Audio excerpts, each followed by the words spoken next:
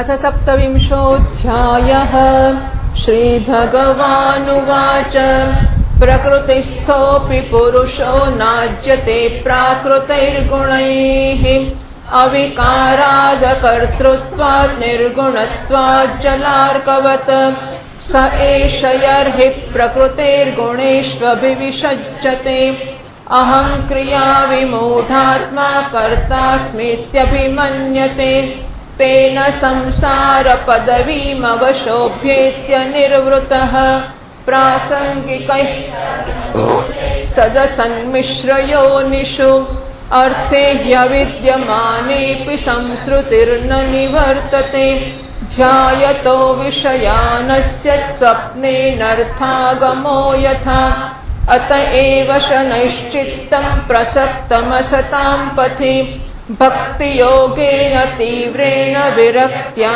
च नयेद्वशम् दिभिर्योगपथैरभ्यसंश्रद्धयान्वितः मयि भावेन सत्येन मत्कथाश्रवणेन च सर्वभूतसमत्वेन निर्वैरेणाप्रसङ्गतः ब्रह्मचर्येण मौनेन स्वधर्मेण बलीयसा यदृच्छयोपलब्धेन सन्तुष्टो मितभुङ्मुनिः विविक्तशरणः शान्तो मैत्रः करुण आत्मवान् सानुबन्धे च देहेऽस्मिन् न कुर्वन्न सदाग्रहम् समेन दृष्टतत्त्वेन प्रकृतेः पुरुषस्य च निवृत्तबुद्ध्यवस्थानो दूरीभूतान्यदर्शनः उपलभ्यात्मनात्मानं चक्षुषेवार्कमात्मधृकम्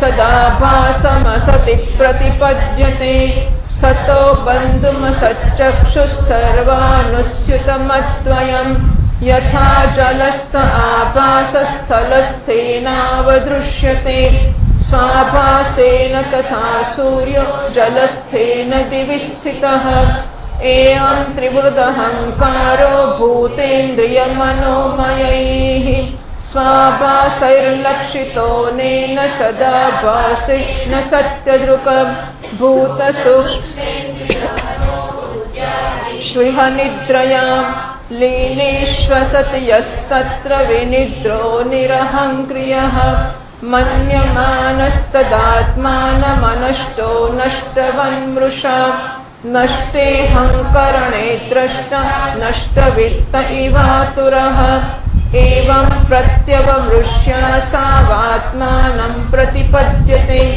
साहङ्कारस्य द्रव्यस्य योऽवस्थानमनुग्रहः।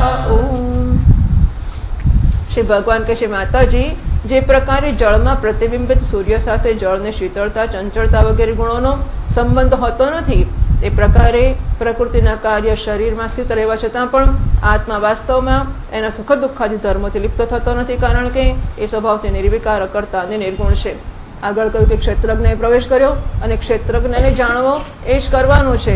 હવે એની વાત કરે છે કે જેવી રીતે પાણીના ગુણો પાણીમાં પ્રતિબિંબિત સૂર્યચંદ્ર ઉપર અસર કરતા નથી એટલે પ્રતિબિંબિત સૂર્ય ઉપર પણ નથી કરતા. સાચા સૂર્યનો તો પ્રશ્ન જ નથી આવતો. પ્રતિબિંબિત સૂર્ય ઉપર પાણીના શીતળતા વગેરે ગુણો અસર કરી શકતા નથી. તેવી રીતે આ શરીરમાં સ્થિત હોવા છતાં પણ શરીરના ધર્મો ક્ષેત્રજ્ઞ ઉપર અને ક્ષેત્રજ્ઞ પ્રતિબિંબિત ચૈતન્ય છે ક્ષેત્રજ્ઞ ઉપર પણ અસર કરતા નથી. પરંતુ જ્યારે પ્રાણી એ પ્રાકૃત ગુણોથી પોતાનો સંબંધ સ્થાપિત કરી લે છે ત્યારે અહંકારથી મોહિત થઈને હું કરતા છું એવું માનવા લાગે છે. બસ શરીર કશું કરે છે અને કહે છે કે હું કરતા છું. આવું કર્યું એકવાર એટલે ગયો. એ અભિમાનના કારણે એ દેહના સંસર્ગથી કરવામાં આવતા પુણ્ય પાપરૂપ કર્મોના દોષથી, જો પુણ્ય અને પાપરૂપ બંને પ્રકારના, હા, પાપથી દોષ લાગે એવું નહીં, પુણ્યથી પણ દોષ લાગે એવું લખે છે અંદર. પુણ્ય પાપરૂપ કર્મોના દોષથી પોતાની સ્વાધીનતા અને શાંતિને ખોઈ બેસે છે અને ઉત્તમ, મધ્યમ અને નીચ યોનિઓમાં ઉત્પન્ન થઈને સંસાર ચક્રમાં ફર્યા કરે છે. હવે ઉપર જાય કે નીચે ચક્ર તો ખરું જ ને. હા, થાય જ ને. પછી જવું જ પડે ને. તો સ્વર્ગમાં જવું પડે, દેવતા થવું પડે, ઇન્દ્ર થવું પડે, યમરાજા થવું પડે, બધું થવું પડે. પાછા પુણ્ય પૂરા થાય નીચે પાછું આવવું પડે, પાછું ઉપર જવું પડે. તો ઉપર નીચે તો ચાલુ જ રહે ને. એટલે પુણ્ય કરવાના કે નહીં કરવાના?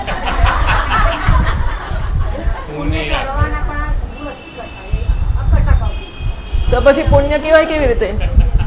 પુણ્યનું નામ પુણ્ય પડ્યું કેવી રીતે? પુણ્યનું નામ પુણ્ય પડ્યું કેવી રીતે? જો હું કરતા ના હોઉં તો પુણ્ય કરું કે પાપ કરું એમાં ફેર શું પડે? પસંદ કરીને પુણ્ય કરું શું કરવા જો હું કરતા જ ના હોઉં તો?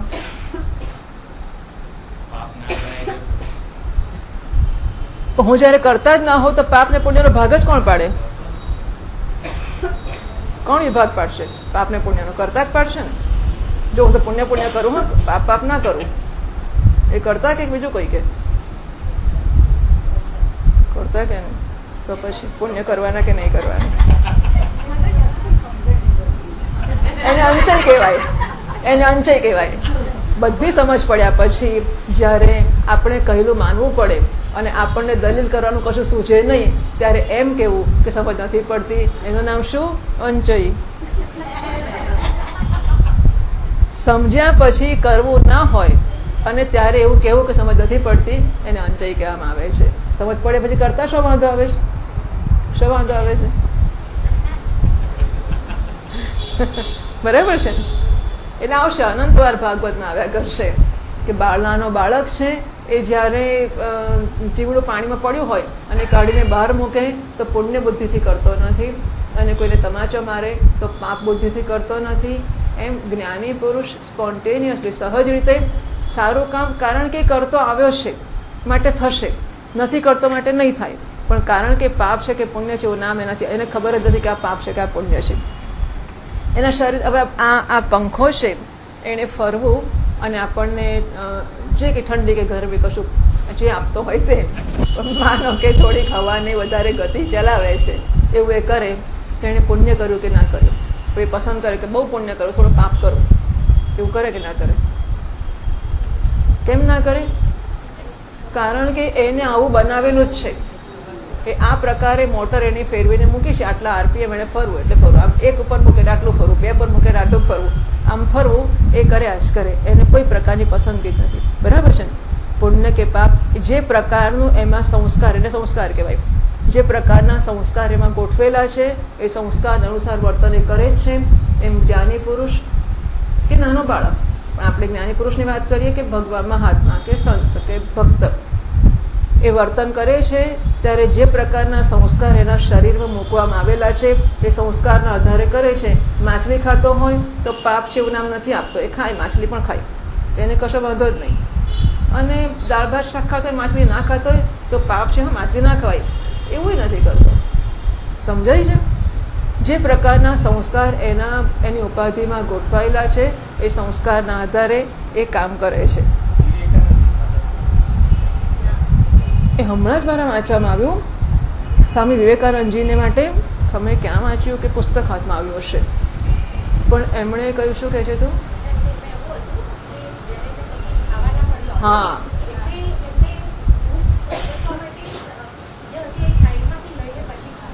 એમણે કહ્યું, મેં હમણાં જ ખબર નહીં કેમ મારે વાંચવામાં આવ્યું કે શાસ્ત્રોના કહેવા પ્રમાણે કંચન અને કામિનીનો ઉપયોગ કરવો એને જ આપણે સાધુ માટે ન કરવા જેવું કહ્યું છે. અને એ બેહું નથી કરતો. વિદેશ બહુ બધા એમના મિત્રો ને બધા આ તો મિત્રો કહેવાના જ હોય, જરાક વાંધો વચકો પડે એટલે આમ મચી પડે એના પર. તમે આવું કારણ કે અમે તમારામાં શ્રદ્ધા મૂકી છે, અમે તમને પ્રેમ કર્યો, અમે તમારામાં શ્રદ્ધા મૂકી અને હવે તમે આમ કરો છો તો એ નથી કહેતા કે મારામાં શ્રદ્ધા કરો. આપણા સ્વામીજી મહારાજ કહે છે બ્રાન્ડ હિમ એન્ડ ધેન હેંગ હિમ. બરાબર? વી બ્રાન્ડ હિઝ અ ટીચર. આ મહાત્મા છે, આ મારા ગુરુ છે, આ સજ્જન છે, આવો સિક્કો આપણે માર્યો પછી કે સજ્જન છે ને આવું કરો છો? એટલે મેં ક્યાં કીધું હું સજ્જન છું? જો મહાત્મા જાહેર નથી કરતા કે હું મહાત્મા છું કે સજ્જન છું, આપણે સિક્કો મારીએ છીએ કે મહાત્મા છે, સજ્જન છે, ગુરુ છે, આ છે, પેલું છે, જે છે તે છે. આપણી શ્રદ્ધા છે કે ગુરુ છે તો એ ચલાવ્યા કરે છે, અને આપણે કંઈક આવા ગુરુ હોતા હશે તો તે ચલાવ્યા કરે છે. એક કે વસ્તુને આવો કે જા કશું કહેતા તો છે જ નહીં મહાત્માઓ. એટલે એક તો બ્રાન્ડિંગ કર્યું સ્વામી વિવેકાનંદજી ઉપર કે ભાઈ મહાપુરુષ છે વગેરે વગેરે છે. પછી ત્યાં જયારે એમ જાણ અહીંયા પાછી ખબર પડી હશે કે માંસ ખાય છે વગેરે વસ્તુઓ, એટલે લોકોએ પત્રો લખી મારે ઢગલે ઢગલા કે અમે સાંભળ્યું છે ને આવું કરો છો આવું કરો છો. સો એ સેડ કે 2 વસ્તુની છૂટ નથી સાધુને, કામિની અને કંચન, એમાં હું પડ્યો નથી. બાકી ખાવાની વસ્તુ હોય તો અહીંના લોકો એક તો ખૂબ આદરથી મને એમને ઘેર લઈ જઈને ખવડાવે છે અને મહદઅંશે માંસથી દૂર રાખે છે. પણ છતાં જ્યારે ખાવાનું ના મળ્યું હોય અને ક્યારેક પ્રસંગ આવતો હોય તો એ હું શરીર ચલાવવા માટે, એટલે જેણે પ્રેમથી મને બોલાવ્યો છે અને એને ઘેરે મને ખવડાવતો હોય તે ખવાય છે, તો એની જોડે મારે કોઈ લેવા દેવા નથી. બરાબર છે? ના ના, હવે ખાધું હતું, એમાં શું સિગરેટ હોય ફૂંકી. બંગાળી હતા એટલે પણ ના ખાત કદાચ, પણ ત્યાં સંજોગો એવા આવી ગયા હતા. અને સિગરેટ વિશે પણ વાતો સાંભળી છે, મને યાદ નથી મેં વાંચેલું, પણ સિગરેટ પીતા ને એવું બધું પણ. સો ઓકે, એક તો હા ના, પણ મને યાદ છે એટલે ક્યાંક વાંચ્યું તો હશે જ, ક્યાંક સાંભળ્યું હશે, ક્યાંક ટીકા થઈ હશે, છે આવું બધું. મારા છેકડી સૂંઘતા જ હતા ને, એમણે આ મારા વિવેકાનંદજી મહારાજે માંસ મચ્છી ખાધા કે ના ખાધા, આપણા મોટા મારા છેકડી સૂંઘતા જ હતા, એ તો જાણીએ જ છે ને આપણે. છેકડી કેમ સૂંઘી? હવે સ્વામી ચિન્મયાનંદજી મહારાજ એ છેકડી સૂંઘતા હતા અને જાહેરમાં પ્રવચન વખતે આમ અડધું પ્રવચન ચાલુ હોય અને ડબ્બી ખોલે, ડબ્બી ખોલતા ખોલતા 5 વાક્ય ચાલે એમના, આમ ડબ્બીનું ઢાંકણું ને એમ બધું હાથમાં ને હાથમાં જ હોય. પછી 5 મિનિટ છેકડીની ચપટી ભરે, એ ચપટી હાથમાં રાખીને પાકલા પાતો કરે, બધીમાં રહીને બરોબર આમ બરોબર ખેંચે અને પછી ખેંચ્યા પછી રૂમાલ લે, આમ રૂમાલની ગળીઓ વાળે અને બરોબર તૈયાર કર્યા પછી આમ ઘસીને સાફ કરે અને પ્રવચન ચાલુ હોય. હવે લોકોને તકલીફ તો પડે જ ને, પ્રવચનમાં જે કહ્યું તે, પણ છેકડી સૂંઘી કેમ? એટલે બહુ મુશ્કેલી પડે. તમે સ્વામી ચિન્મય અને એમને પૂછવું એટલે પાછું ભાંગ ખાધી પૂછે, એમને પૂછે, લોકોને તો શું કે તમે છેકડી કેમ સૂંઘો છો? કહેજો આટલે જ પહોંચીશ, નીચેથી ઉતરી. મહારાજને પૂછ્યું છેકડી કેમ સૂંઘો છો? તો કહેજો આટલે જ પહોંચી છે, નીચે ઉતરી નથી. એટલે આ એવું કહે છે કે અમને કે એક તકલીફ હતી, પેલો કયો રોગ હોય છે નાક કે કશાકનો, તો આવું કરતા સાઇનસ જેવું સમથિંગ વોટ એવર. હવે આમાં કહે છે ભાગવતમાં કે શ્રી કૃષ્ણએ રાસલીલા કરી, શ્રી કૃષ્ણે 1000 વસ્તુ કરી, શ્રી કૃષ્ણ અગ્નિ પણ પી ગયા. એ પીતો જુઓ એકવાર અગ્નિ, પછી રાસલીલા કરવા જોજો. એટલે હવે મહાપુરુષોએ જે કર્યું છે એ અનંત વસ્તુઓમાંનું કશું એક ટીપું આપણે કરીને બતાવીએ તો એ બહુ છે. એને હવે ટીકા કરવા જેટલી આપણી ત્રેવડ છે કે ટીકા કરવી એમની, બરાબર છે? એટલે એ બધી વસ્તુઓ તો ભૂલી જ જવી જોઈએ. પણ એટલે સ્વામી વિવેકાનંદજી મહારાજે પણ બંગાળી હતા માટે ખાધું છે એવું મારા ધ્યાનમાં નથી. પણ એટલે એનો અર્થ કે ભારતમાં પણ ખાત, પણ એવું નથી. વિષમ પરિસ્થિતિમાં હતા માટે એ વસ્તુઓ આવી છે એવું છે, પણ ભારતમાં ને બધામાં એવું નથી. શારદા મણિદેવી, રામકૃષ્ણ પરમહંસ મહારાજ બધા બંગાળીઓ જ છે ને, બધા ભાત ને એવું જ ખાતા જોયા છે. એટલે હું ફરી જરા નજર કરી જઈશ, પણ નથી એવું. પણ એનીવે, એટલે પુણ્ય ને પાપ કરવાના કે નહીં, આપણી મૂળ વાત. એ તો સ્વાભાવિક જ છે, જે આવી પડે તેમાં પુણ્ય, નાના બાળકમાં પુણ્ય બુદ્ધિ નથી અને પાપ બુદ્ધિ પણ નથી. એની સામે જે આવ્યું છે એ કરે છે, એ સહજ ભાવથી કે મહાપુરુષ સ્પોન્ટેનિયસલી કરતો હોય છે. કારણ કે પુણ્ય આ કરવું જોઈએ. હા, ભાગવત તો સાંભળવું, વેદાંત સાંભળ્યું ના સાંભળ્યું ઠીક છે, ભાગવત તો સાંભળવું જ જોઈએ.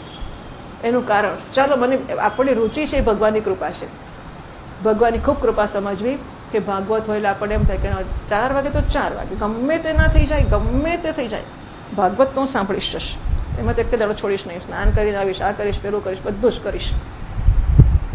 તો વેદાંતમાં ચાલે, પણ ભાગવતમાં કેમ ના ચાલે? ચાલો, સંસ્કાર એનું કારણ કયું, પછી બીજું કંઈ કહેવાની જરૂર નથી. પણ એ સંસ્કાર જો આ જન્મના હોય તો એની પાછળ કોઈ લોજિક હશે, પૂર્વજન્મના હોય તો લોજિકની જરૂર નથી. પણ જો આ જન્મે સંસ્કાર પડ્યા હશે તો ક્યારેક એની પાછળ તર્ક હશે ખરો કે ભાગવત તો સાક્ષાત ભગવાન કહેવાય, અથવા ભાગવત તો ડોંગરી મહારાજ કરતા હતા, કે ભાગવત વગેરે જે કંઈક આપણા મનમાં તર્ક હશે તે. પણ આના વિશે પ્લસ બુદ્ધિ કે આ કંઈક વિશેષ છે, એવી બુદ્ધિ આપણા મનમાં કોઈક સમર્થન પામી હશે અને માટે આપણે આ કરીએ છીએ, કોઈ શંકા જ નથી. આપણે બુદ્ધિને પૂછવું જોઈએ કે હવે છે કરી કે નહીં. હજુ આટલા વર્ષોના વર્ષો વેદાંત ભણ્યા પછી પણ, તો તમને ખાનગીમાં કહું છું, આ બધું ભાગવત શરૂ થયું એકાદશ સ્કંદ આશ્રમમાં, જે પહેલે દાડે સરસ મજાનો પ્રસાદ આવ્યો, શીરો મોટો. મહારાજ ખાનગીમાં કે ગીતા આટલા વર્ષો થઈ એક દાડો પ્રસાદ ના આવ્યો, ગીતા આટલા વર્ષોથી એક દાડો પ્રસાદ ના આવ્યો, અને ભાગવત શરૂ થઈને પ્રસાદ આવી ગયો. તો આટલા બધા વર્ષો પછી આપણો ગીતા કે વેદાંત વિશેનો આદર ક્યાં ગયો? આપણને કોઈ વસ્તુનું મૂલ્ય થતું નથી. ઠીક છે, અત્યારે એ પ્રસંગ નથી, પણ આપણે જેમ જેમ આગળ ચાલતા જઈએ તેમ તેમ આપણે આપણી સમજોને અને પૂર્વ નિશ્ચયને મૂલવીએ પણ ખરા કે નહીં, અને જરૂર જણાય ત્યાં ફેરફાર પણ કરીએ ખરા કે નહીં? ખરી વાત છે ને? નહીં તો ભણ્યા શા માટે? જો આપણે આપણા આગ્રહો, નિર્ણયો, ખ્યાલો જે છે એ બધા અકબંધ જ રાખવા હોય અને એના આધારે જ ચાલવું હોય, ઇન બિટવીન વખત મળે વેદાંત સાંભળી લે, વાંધો નહીં. આમ મુખ્ય તો ભાગવત, વચ્ચે વચ્ચે વેદાંત હોય તો ચાલે, તો પછી શું કરીએ? બીજું કઈ ના જ હોય તો પછી વેદાંત ચલાવી લઈએ. પણ આપણો મૂળ રસ ભાગવતમાં હોય. ભાગવત આવે એટલે આમ અંદરથી કંઈક થાય. હા, અંદર આખું વ્યક્તિત્વ એમાં રેડાઈ જાય. તો આપણને આ બધું બહુ ઉત્તમ વસ્તુ છે. મેં કહ્યું એમ કે આવો 2 મહિનાનો પ્રોજેક્ટ, એ તો લોકો કલ્પના જ નથી કરી શકતા કે 2 મહિનામાં તમને કંઈ વાંધો નહીં આવે. હજુ આટલા વર્ષો તો નથી આવ્યો, અને બીજું આવવાનું શું છે આવીને. મને નહીં, આ બધા કોઈને કશું નથી થતું. તો આપણું કેટલું કમિટમેન્ટ હશે, કેટલું ગરમીમાં 4 વાગે પહોંચવું એટલે 3 વાગે નીકળવું એટલે 12 વાગે જમી લેવું, આખા દાડા પર અસર પડે નહીં કે એમને નથી આવતું 4 વાગે. કેટલી મહેનત ને કેટલું આ માતાઓ બિચારી ઘરમાં ગોઠવતી હશે. મને બહુ જ કદર છે એની કે આ માતાઓ કેટલું કોટે ને, કોઈકને હાર કરવાનો, કોઈ માખણ કરવાનો, કોઈ ના કરવાનો, કોઈ બધા 1000 વસ્તુઓ તૈયાર કરતા હશે. એટલે આ બધી ઉત્તમમાં ઉત્તમ વસ્તુઓ છે. પણ એ ઉત્તમ વસ્તુ અહીં આપણને લઈ આવ્યા પછીનું ઉત્તમ તો બાકી રહ્યું ને. હજુ આ વસ્તુ આપણે લઈ આવી અહીંયા, પણ આવ્યા પછીનું ઉત્તમ બાકી રહ્યું કે આપણે આપણી સમજોને હવે નવી સંબંધની સરાણે ચડાવીએ, અને એ સમજોમાં જ્યાં કંઈક જરૂર જણાય તો એને ચકાસીએ અને ફેરફાર કરવાની જરૂર તો હિંમતથી ફેરફાર કરીએ. ના, પણ હું તો આખી જિંદગી આવું જ કર્યો, ફેરફાર બધું થાય. હવે હું જિંદગીથી કર્યું કે જન્મથી કર્યું, ફેરફાર કરવા માટે તો આવ્યા જ છીએ ને આપણે. જો એ નાશ થાય એવો અગ્રહ હોય તો પછી આવવાનું શું? ચાલો, એ ફરી પુણ્ય પેદા કરશે, ફરી ભાગવત સંભળાવશે, ફરી વિચાર કરવો પડશે. જો અત્યારે વિચાર નહીં કરીએ અને ફેરફાર નહીં કરીએ તો આ પુણ્ય તો થશે જ. એ પુણ્ય ફરી ભાગવત સંભળાવશે. પછી પણ અહીં અમદાવાદમાં બરાબર મજા આવે, ગંગા કિનારે હોય ને જરા. પણ આપણે સુખતાલમાં જઈને ક્યારે કરીશું, વૃંદાવનમાં ક્યારે કરીશું? તો ત્યાં જઈશું, પછી સમજ પડશે, પછી આપણે આ સ્વીકારવું પડશે, પછી સમજ બદલવી પડશે. પણ આખરે ગર્ભગૃહમાં પ્રવેશ તો એક જ દ્વારથી થાય છે. ત્યાં અનેક દ્વાર કામ નથી કરતા, અને ત્યાં સમજથી જ કામ કરવું પડશે. એનીવે,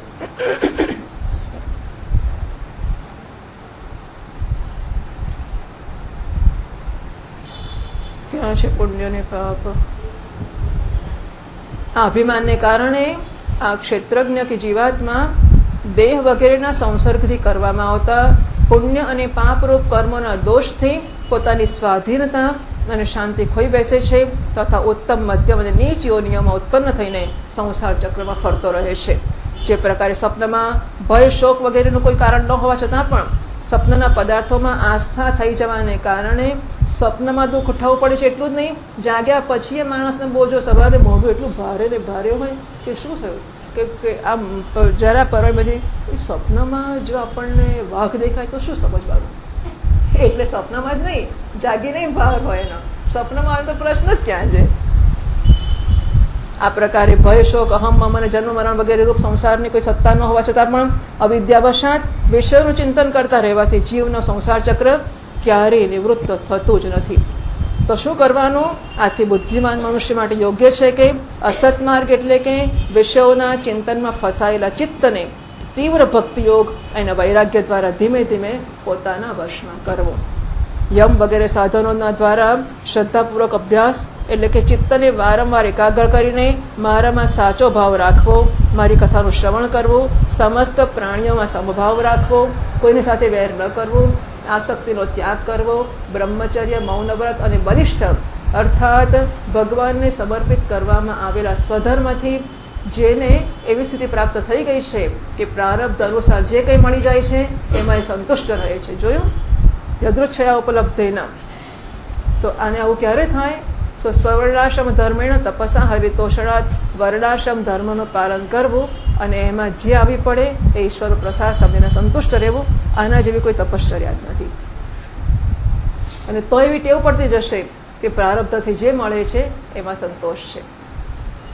પરિમિત માપેલું ભોજન કરે છે, સદા એકાંતમાં રહે છે, શાંત સ્વભાવ છે, સૌનો મિત્ર છે, દયાળુ અને ધૈર્યવાન છે, પ્રકૃતિ અને પુરુષના વાસ્તવિક સ્વરૂપના અનુભવથી પ્રાપ્ત થયેલા તત્વજ્ઞાનને કારણે સ્ત્રી પુત્રાદિ સંબંધીઓ સહિત આ શરીરમાં હું અને મારાપણાનો મિથ્યા અભિનિવેશ કરતો નથી. બુદ્ધિની જાગૃત વગેરે અવસ્થાઓથી પણ અલગ થઈ ગયો છે તથા પરમાત્મા સિવાય બીજી કોઈ વસ્તુ જોતો જ નથી. આ આત્મદર્શી મુનિ નેત્રોથી સૂર્યને જોવાની જેમ પોતાના શુદ્ધ અંતઃકરણ દ્વારા પરમાત્માનો સાક્ષાત્કાર કરીને એ અદ્વિતીય બ્રહ્મપદને પ્રાપ્ત થઈ જાય છે, જે દેહાદિ સંપૂર્ણ ઉપાધિઓથી પૃથક અહંકારાદિ મિથ્યા વસ્તુઓમાં સત્યરૂપથી ભાસનાર જગતની કારણભૂતા પ્રકૃતિનું અધિષ્ઠાન, મહદાદિ કાર્યવર્ગોનું પ્રકાશક અને કાર્યકારણરૂપ સંપૂર્ણ પદાર્થોમાં વ્યાપ્ત છે. જે પ્રકારે જળમાં પડેલું સૂર્યનું પ્રતિબિંબ દિવાલ પર પડેલા પોતાના આભાસના સંબંધથી જોવામાં આવે છે,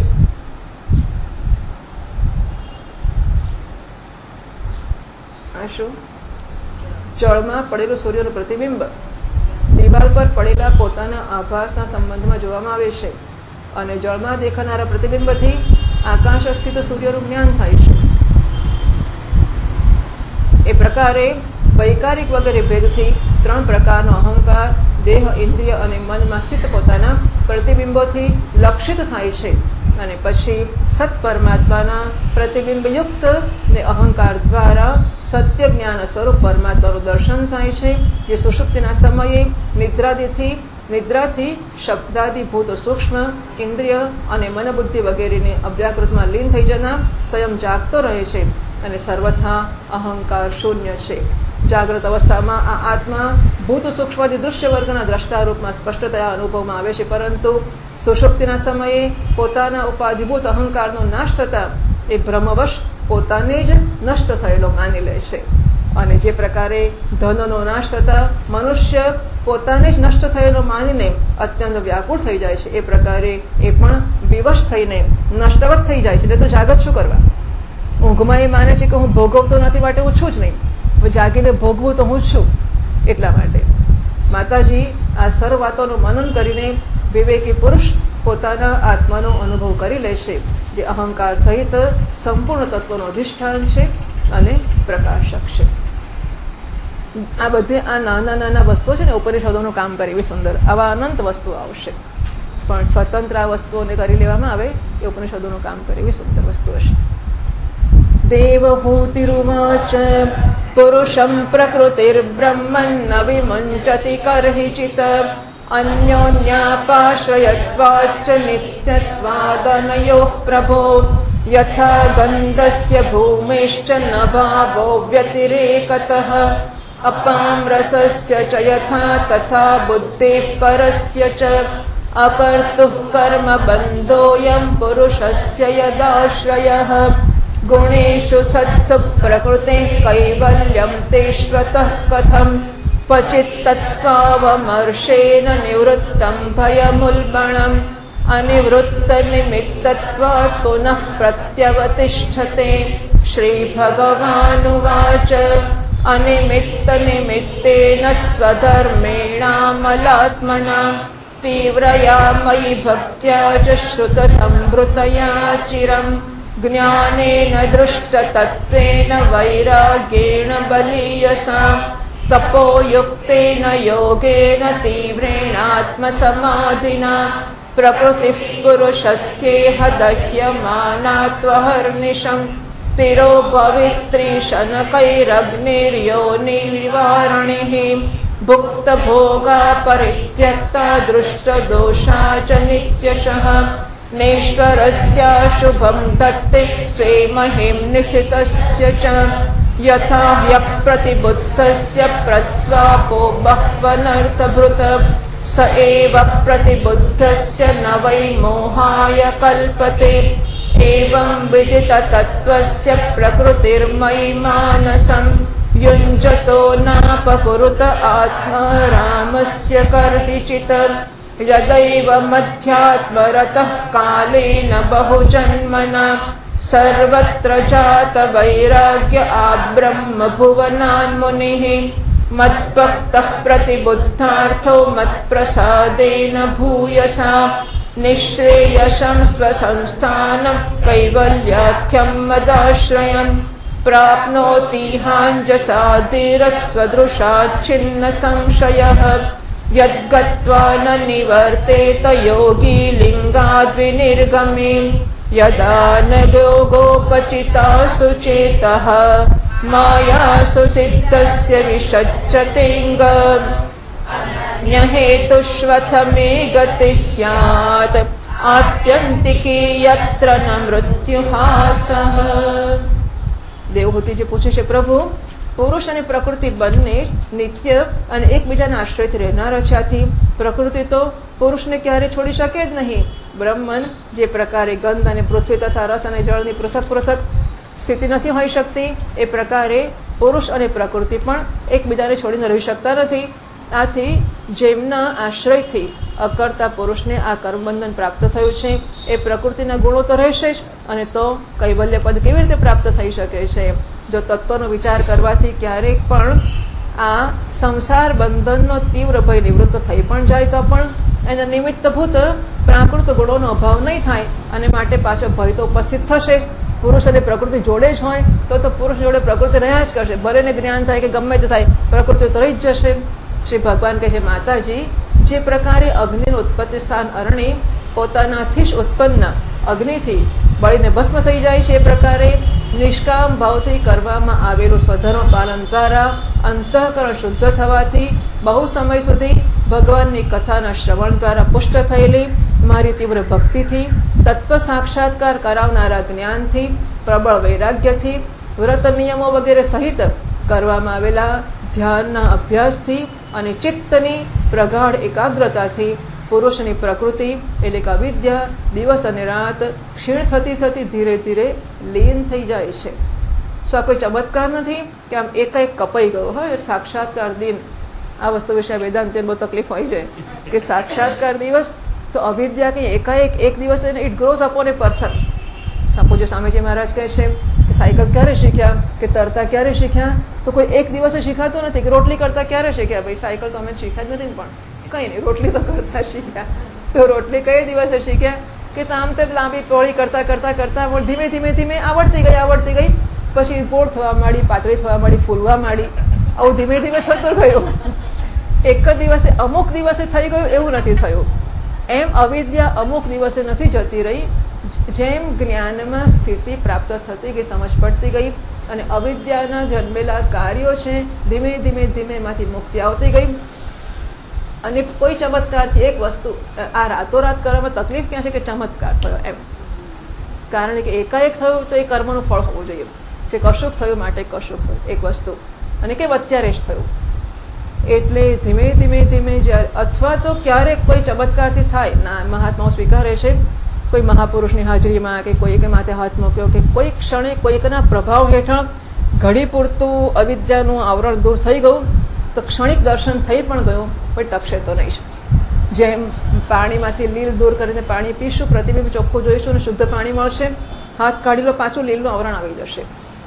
અને એટલા માટે જ્યાં સુધી આ બધી પ્રક્રિયાઓ જાતે નહીં થાય, તેમણે કહ્યું ઘણું બધું નિષ્કામ બસો અને ઉપરી આપણા સાધન પંચકમમાં કહ્યું છે આ બધી વસ્તુઓ. વેદો નિત્યમ અધીયતામ તદુત્તમ કર્મસ્વનુષ્ઠીયતામ તેને શસ્ય વિદ્યતામ અપચિતિ કામ્યમતિ સ્તજ્યતામ પાપ ગોપરિધુયતામ ભવ સુખે દોષ અનુસંધ્યતામ આત્મેચ્છા વ્યવસીયતામ નિજગૃહાત તૂર્ણમ વિનિર્ગમ્યતામ, અને પછી પાપ ગોપરિધુયતામ ભવ સુખે દોષાનુસંધ્યતામ વગેરે વસ્તુઓ.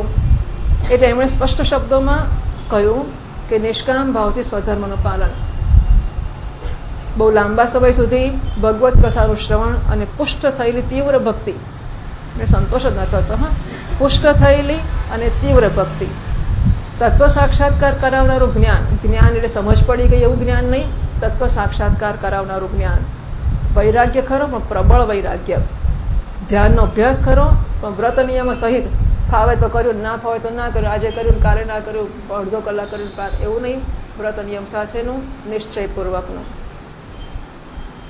અને ચિત્તની પ્રગાઢ એકાગ્રતાથી પુરુષની પ્રકૃતિ દિવસ રાત ક્ષીણ થતી થતી ધીરે ધીરે લીન થઈ જાય છે. અને આપણો અનુભવ છે ને, સ્વપ્નમાંથી ભય લાગ્યો હોય આપણને, અથવા જાગ્રતમાં પણ કોઈ માણસ જોડે કંઈક બોલાચાલી થઈ હોય, કશુંક મનમાં હોય, અને પછી સતત એનું ચિંતન ચાલ્યા જ કરે, કઈ સેકન્ડે દૂર થઈ જાય છે. એવું નથી હોતું. પહેલા દિવસના 24 માંથી 23 કલાક ચાલે, પછી 22 કલાક, એમ ધીમે ધીમે વસ્તુઓ જતી રહેતી હોય છે. એમ આ અવિદ્યા પણ ધીમે ધીમે લીન થઈ જાય છે. પછી નિત્ય પ્રતિ દોષ દેખવાથી જોવાથી ભોગીને ત્યાગેલી, ભુક્ત ભોગા ફરીથી આવ્યું. ભુક્ત ભોગા એ પ્રકૃતિ પોતાના સ્વરૂપમાં સ્થિત અને સ્વતંત્ર બંધન મુક્ત થયેલા એ પુરુષનું કશું બગાડી શકતી નથી. જેવી રીતે સૂતેલા પુરુષને સ્વપ્નમાં ગમે તેટલા અનર્થોનો અનુભવ કરવો પડે છે, પરંતુ જાગી ગયા પછી એ સ્વપ્નના અનુભવોથી એને કોઈ પ્રકારનો મોહ થતો નથી. એ જ પ્રકારે જેને તત્વજ્ઞાન થઈ ગયું છે અને જે નિરંતર મારામાં મન લગાડી રહે છે, એ આત્મારામ મુનિનું પ્રકૃતિ કાંઈ પણ બગાડી શકતી નથી. જ્યારે મનુષ્ય અનેકો જન્મોમાં બહુ સમય સુધી આ પ્રકારે આત્મચિંતનમાં જ નિમગ્ન રહે છે. લો, અનેકો જન્મોમાં તો કમસે કમ આ જન્મમાં તો આખો દડો જોઈએ ને. અનેકો જન્મો તો જાણે હવે આપણને ક્યાં ખબર છે, પણ કઈ વાંધો નહીં, આ જન્મને તો ખબર છે, તો આ જન્મમાં તો પછી આખો દડો કરવું પડે કે ના કરવું પડે, કે અલગ ઝલક ચાલે. જો ભાઈ થશે તો કરીશું, બાકી કઈ કહેવાય નહીં. એ લખે છે. એટલે આ બધા સાંભળનારા ને આ બધા કરનારા બધા દુનિયામાં કોઈ ગૃહસ્થો જ નહીં હોય એવું હશે. નિશ્ચય આશાએ આ લખતા હશે નહીં. અને અર્જુન પણ ગૃહસ્થ જ હતો ને, પણ એવું બધું. એટલે આ કઈ સંન્યાસીઓ માટે છે એવું નથી. જીવવાનું જીવાઈ ગયું, ભોગવાઈ ગયું, દીકરા દીકરી થઈ ગયા, પછી શું હવે? પછી તો આને માટે તૈયાર થવાય કે ના થવાય? એટલે આપણે માટે જ છે, એવું નથી કે પેલા જંગલમાં ગયેલા સંન્યાસીઓ. આપણે માટે છે.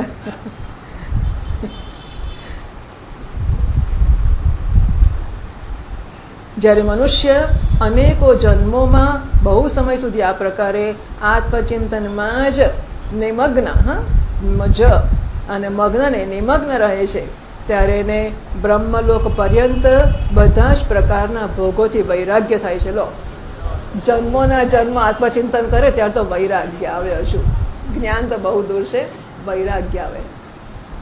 મારો એ ધૈર્યવાન ભક્ત, ધૈર્યવાન એટલે જે વૈરાગ્ય કેળવે શકે, બ્રહ્મલોક પણ નહીં જોઈએ. આવું કેવું એટલે શું? મારો આ ધૈર્યવાન ભક્ત મારી જ મહાન કૃપાથી તત્વજ્ઞાન પ્રાપ્ત કરીને, એટલે પ્રયત્ન વૈરાગ્ય સુધી કરી શકાય, શ્રવણ સુધી કરી શકાય. તત્વજ્ઞાન પ્રયત્નથી નહીં થાય, એ ભગવાનની કૃપાથી થશે.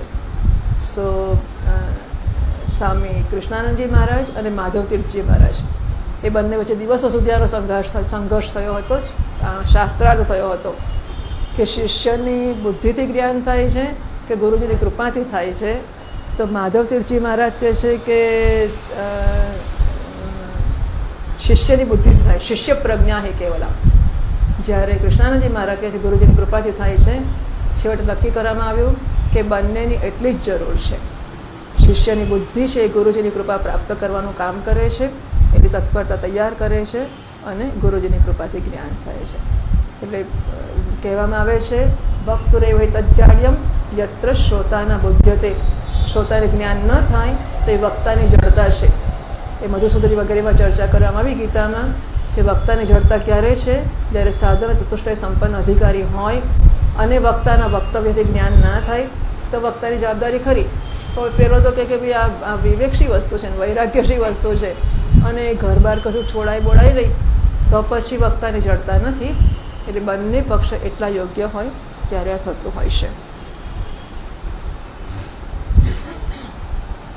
પણ ભક્ત મારી જ મહાન કૃપાથી તત્વજ્ઞાન પ્રાપ્ત કરીને આત્માનુભવ દ્વારા ભિદ્યતે હૃદય ગ્રંથિ છિદ્યંતે સર્વ સંશયા તસ્મિન દૃષ્ટિએ પરાવરણ દર્શન થશે, ત્યારે પછી બધા સંશયોથી મુક્ત થઈ જાય છે. અને પછી લિંગ દેહનો નાશ થતા એકમાત્ર મને જ આશ્રિત પોતાના સ્વરૂપભૂત કૈવલ્ય સંજ્ઞક મંગલમય પદને સહજમાં જ પ્રાપ્ત કરી લે છે. જ્યાં પહોંચ્યા પછી યોગી ફરીથી પાછો આવતો નથી.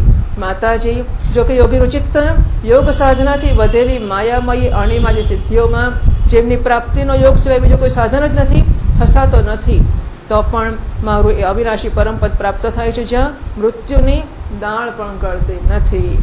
એટલે શ્રીમદ ભાગવતે મહાપુરાણે પારમહંસ્યામ સંહિતાયામ તૃતીય સ્કંધે કાપિલેયોપાખ્યાને સપ્તવિંશોऽધ્યાયઃ શ્રીકૃષ્ણાર્પણમસ્તુ.